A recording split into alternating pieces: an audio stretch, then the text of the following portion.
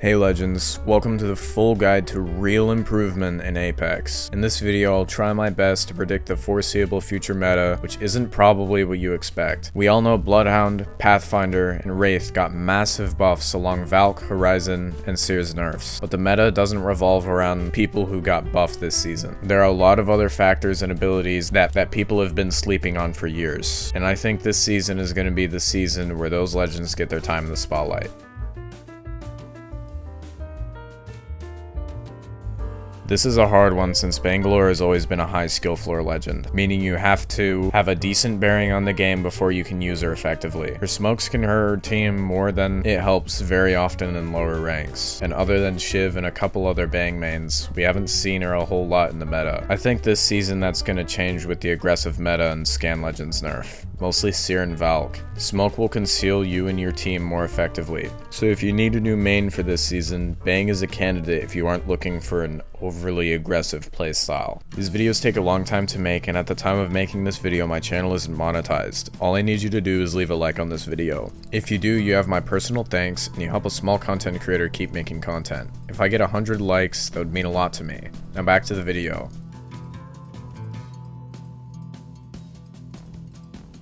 I've said since season 12 that Mags was extremely slept on, and I don't understand why she hasn't been meta this whole time. Her pick rate was halfway up the roster at best for 4 seasons now. There hasn't been any significant changes to the meta to warrant Mags suddenly being first pick rate of the season, but anyone who's played Maggie enough can see her kit is extremely good. Drill can be used to pressure people and get the upper hand in gunfights like no other Q in the game. It's super quick unlike Knuckle Cluster and can be used during any other ability without stopping you from healing, holding down sights, or anything else really. Wrecking Ball is an amazing tool for traversal and aggression. You can play sneaky next to some teams who are fighting, and when you get close enough, stun your enemies for a really long time and get easy kills. A quick tip for Maggie is when you use Drill, make sure to use it midway through the gunfight, rather than opening up a gunfight by using Drill. If you crack someone's shields and they get away to heal, you can use your Drill to make them come out of cover so you can finish the fight. Or if they crack you and you need to heal, you can use Drill as visual cover or block entryways with it. Although Drill doesn't do a whole lot of damage, people do respect it, and they don't just walk through doorways if it's there. Although this could change if she turns out to be meta this season because people would be more familiar with her kit.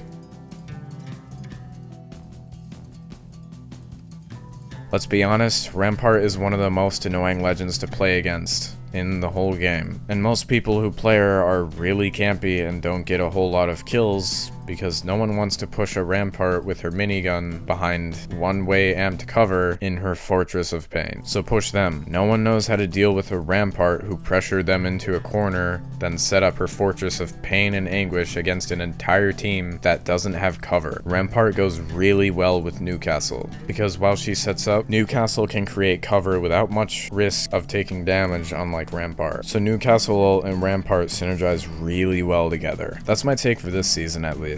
There are more legends that are most likely in the meta like Pathfinder, Wraith, Gibby, and Bloodhound, but those picks are obvious. I wanted this video to shed light on the lesser used legends that I think have just as much potential in the ring. That concludes this video. I hope you guys are enjoying the massive new season, and have a wonderful rest of your day. See ya.